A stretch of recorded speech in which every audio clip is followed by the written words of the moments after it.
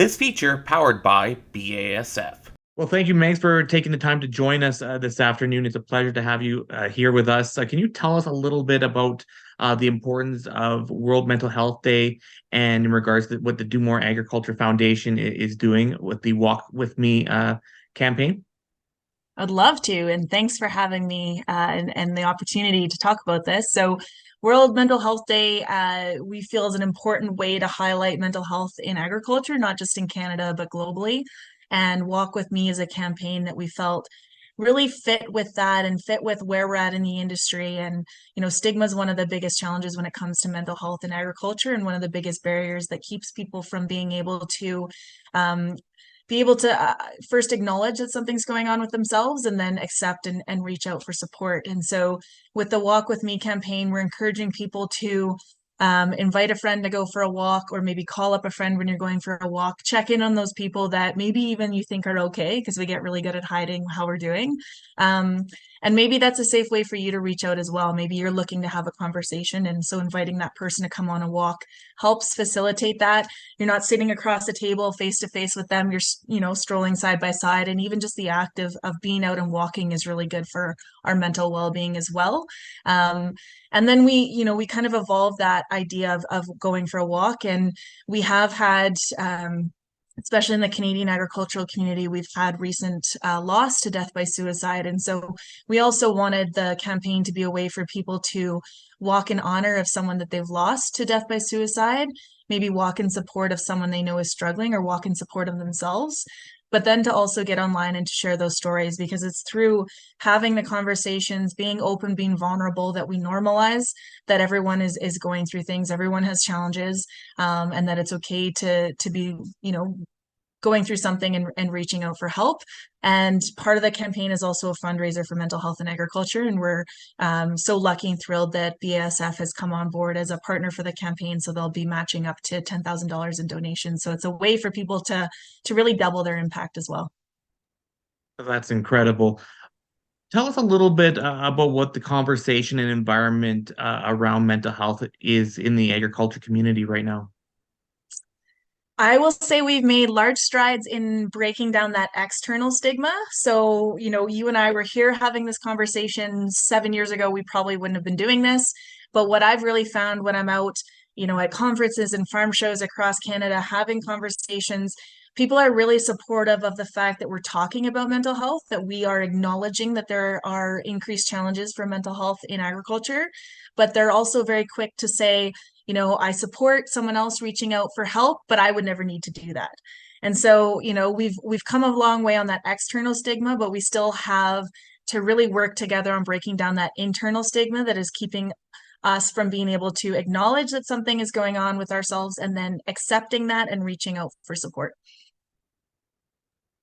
If you see a friend or a family member or someone that you've just met that you think might have be struggling with certain things, what are some of the signs that you should be looking out for, and how do you, I guess, broach that topic? Really great question. So some of the signs, and this could be in yourself too, could be maybe that person is quick to react. So they're reacting instead of responding.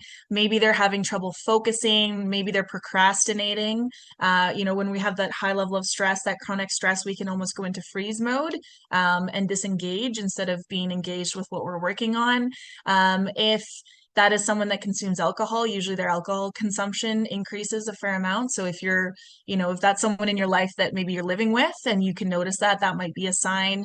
Um, Having trouble sleeping, starting to pull away from people is a big one. So is someone trying to isolate themselves? So maybe they're not picking up the phone, they're sending a text. Maybe they're not showing up to community events. Maybe they're not showing up online. So maybe someone's been really present online and suddenly they're not posting and commenting. Those can be signs that something's going on.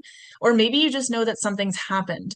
We can look back to some of the challenges we've had over the past year in Canadian agriculture, whether that has been, avian influenza in our poultry. We've had severe drought in some areas, excessive moisture in other areas. And so maybe knowing that someone is dealing with that, using that as an opportunity to say, hey, I know you're in an area that's high risk right now for avian influenza. How are you doing? Are you okay right now? Are you worried about anything? Do you want to talk about anything?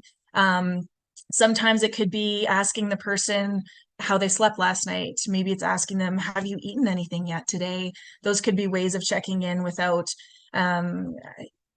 more normalizing or making it easier for them to connect to the conversation.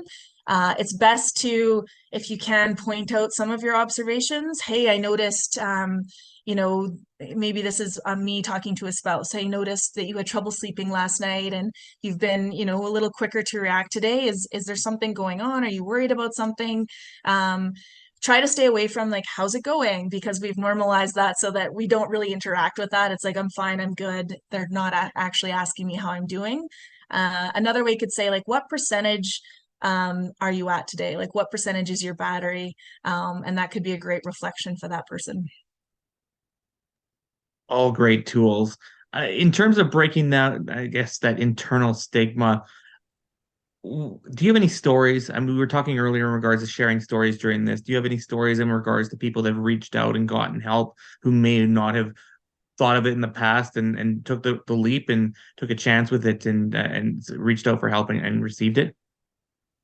For sure, I can actually share my own story.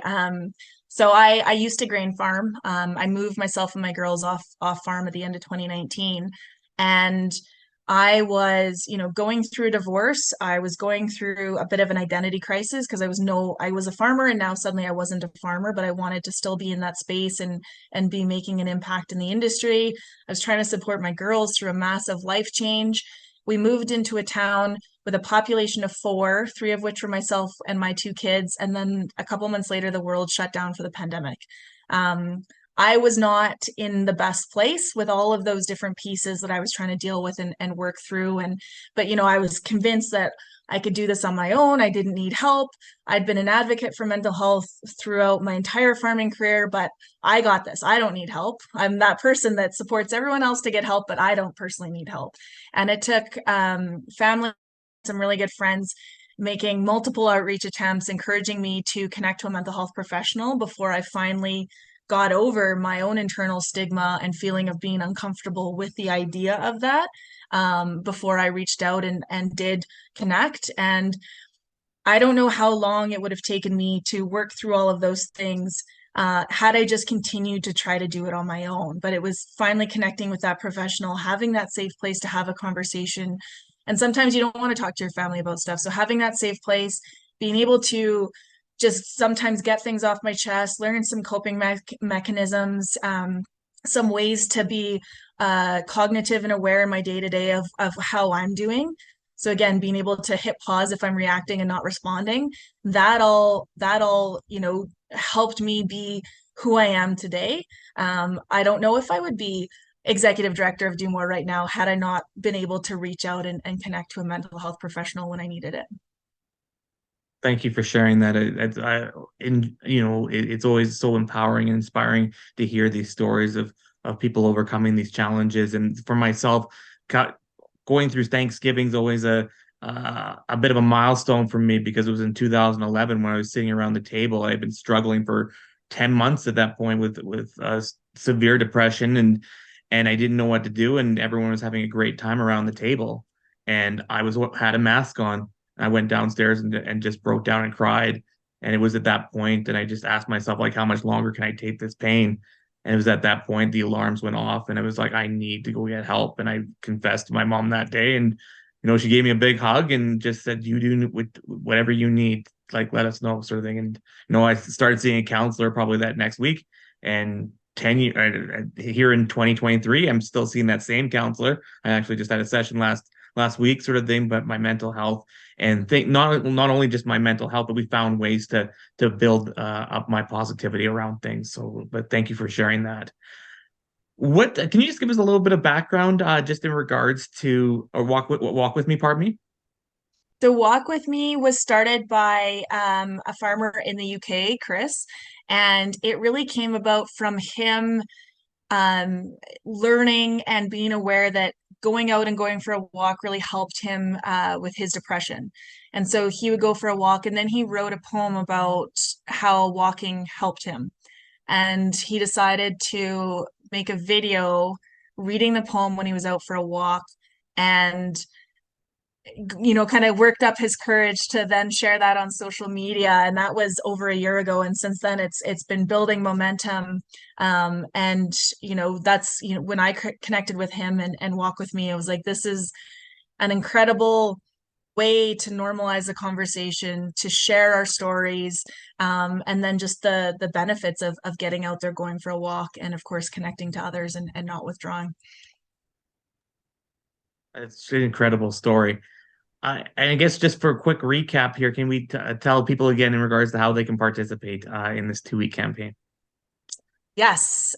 So, encouraging everyone to invite a friend, a family member, a colleague, maybe have a meeting, go out for a walk, and to share about it. We are really asking for people to share their stories online. There's so much, as we've discovered through, thank you for what you shared, and that we connect. We need human connection, and when we're open and we're vulnerable and we tell our stories, it allows people to connect with us, and it allows people to know that they're not alone, and to feel more safe to maybe feel what they're feeling, and maybe to feel comfortable enough to reach out for help because they know that someone else has done it, and that has helped someone else. And so, yeah, go for a walk, invite someone, call up a friend, check in with someone, check in with the people that you might think are fine. We're very good at hiding whether we're okay or not, or wearing that mask. And then you can also, if you're in a place to give a little, that you can go to DoMoreAg and donate. And, we are in the position and lucky to have BASF as a partner, who are donating up to 10%, or sorry, $10,000 to match donations that come in. So, an opportunity to double your donation.